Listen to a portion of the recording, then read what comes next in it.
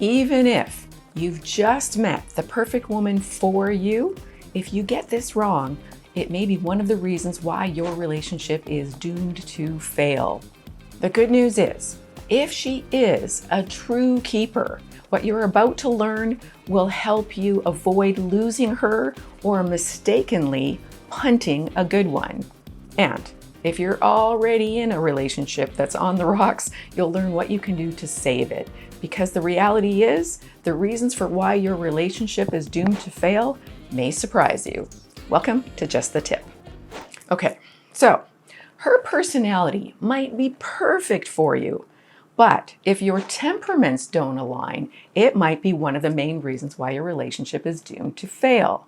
So your personality is about who you are, whereas your temperament is about how you express who you are in the world. In other words, it's our behaviors in the world. For example, she's a passionate woman, describes her personality, whereas she's easily triggered or flies off the handle easily or is quick to anger is about her temperament. Now, the differences between personality and temperament aren't as important as how differences in temperament affect intimate relationships, especially if your temperaments are quite opposite. So, for example, you may both think that financial responsibility is a good thing, but how you express that in the real world could be very different. Now, stick with me, it's going to get less complicated, I promise. So, according to Dr. Stephen Stonsny, I think I got that right. He's the author of a book called Empowered Love, and he's an expert in conflict management and anger in relationships. He's dealt with over 6,000 clients.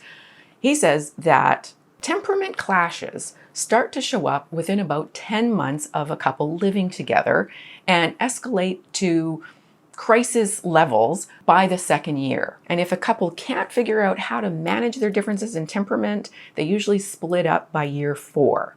Now, what happens if you're not actually living together? Well, it tends to take a little longer to discover how your differences in temperament affect the relationship, because initially, when you're dating, you're in the honeymoon stage, and there's this chemical concoction of feel-good endorphins that are running through your system, which act like a drug and make you kind of look at your partner with rosy-colored glasses, ignoring those differences that you really should be paying attention to. But here's the thing. Even if you are really right for each other, if you don't learn how to navigate your differences in temperament, your relationship could be doomed. Now, there's good news and there's other good news, sort of.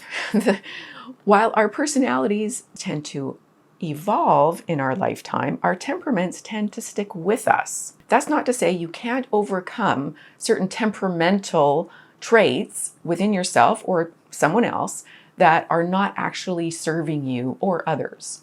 And what makes intimate relationships difficult, and potentially is one of the reasons why your relationship is doomed to fail, is when you choose a partner with a vastly different or seemingly opposite temperament than your own, especially when it comes to conflict management.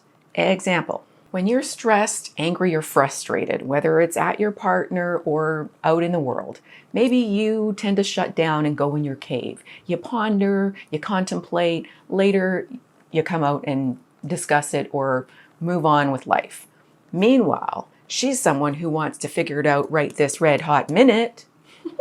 And of course, when you don't want to and you feel pressured and you kind of shut down, a fight ensues. Or maybe it's the other way around and she's the one that clams up. One of you is thinking, let's discuss this when we've both calmed down and had some time to think. And the other is saying, let's never go to bed angry. But I'm angry. Laughing because it's so true. Come on, you probably experienced this in some of your relationships. If you have, comment. And here's the thing, neither of you is wrong. You just have different temperaments on how you deal with it.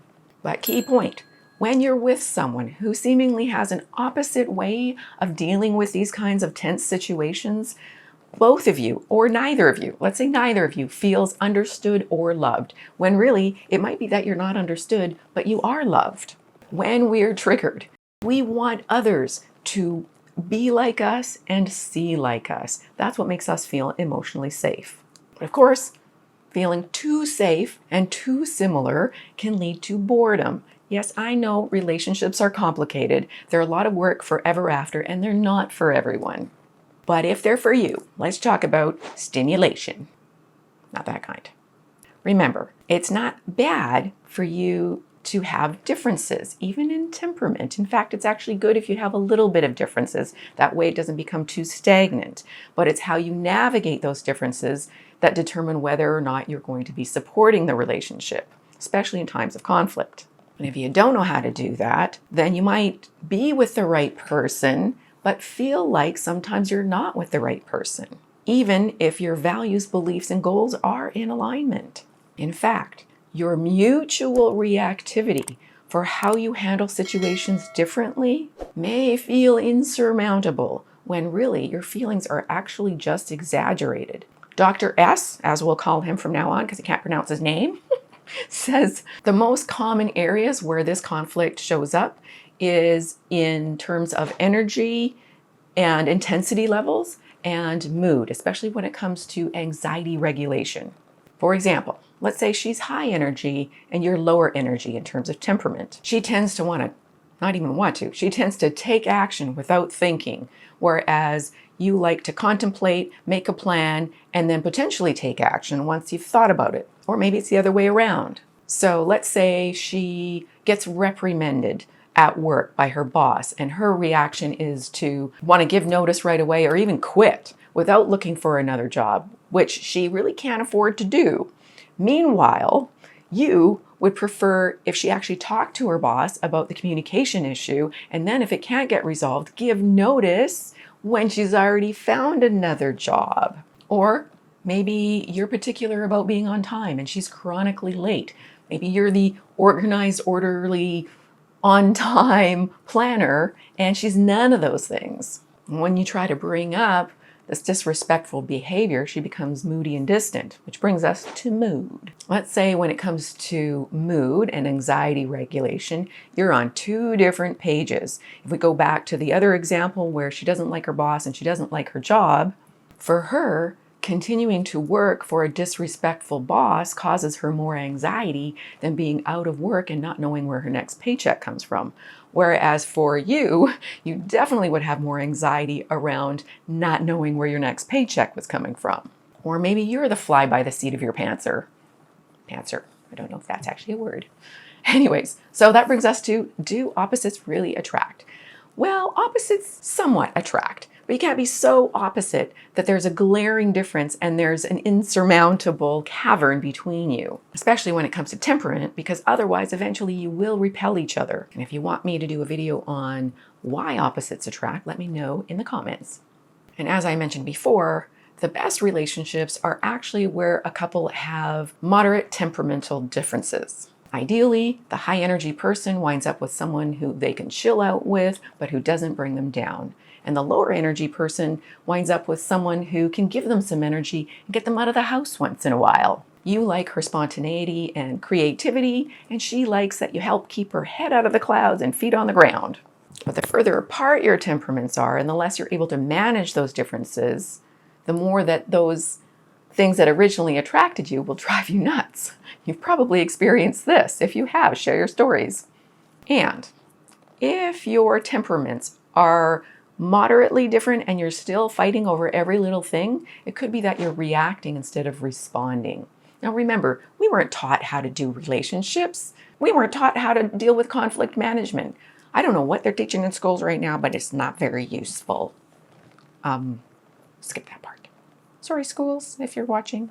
But the reality is, most people, when they're triggered, they react, not respond. React is immediate without thought. Response is less immediate with some thought and consideration. They come from different parts of the brain, and that's a whole other video. But let's look at an example. Let's say the more anxious you become, the more nonchalant she becomes. Then you start hearing or saying things like, "Why can't you just calm down for a minute?"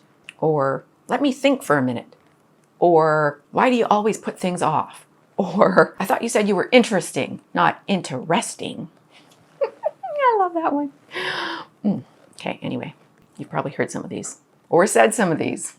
And then this brings us back to personality versus temperament. Who you are versus what you do. Oftentimes, conflicts go unresolved because we're attacking the person's personality instead of their behaviors. Key point. It's easier to change a behavior than a personality. Key point. Focusing on someone's negative personality trait, negative to you, is an affront on who they are. Whereas focusing on a specific behavior focuses on what you need in that relationship. Not being able to communicate lovingly and respectfully will lead to discord and distancing because neither feels emotionally safe in the relationship. And then it goes back to, why can't you be more like me? Key point. In reality, it's not necessarily your differences that make you incompatible, but your lack of effective communication and conflict management skills. Because when we're triggered, we often resort or relapse to childlike behaviors and defensiveness and demands. And then eventually one partner becomes depressed and the other partner becomes anxious and angry, and both partners are resentful. And this is why it's one of the main reasons your relationship is doomed to fail, unless you learn from this, however it may be, about your differences in values, beliefs, and goals. And that's why it's so important to know what's so important to you. Now, if your relationship is already in trouble and you know you're part of the problem, that maybe some of your issues, like perhaps intense or extreme insecurity, is part of the problem, then I highly encourage you to talk to a therapist. I will put a link to a company I recommend. If you think it's her issues that are causing a problem, then I highly encourage you, if she's willing, to talk to a marriage counselor or coach. I'll put a link to that somewhere for the person I recommend. And again, don't beat yourself up on not knowing how. You weren't taught this until now. But do take responsibility for learning how to do relationships better. And if you're still watching this, then I know you're in that camp. So thanks for being here. God bless.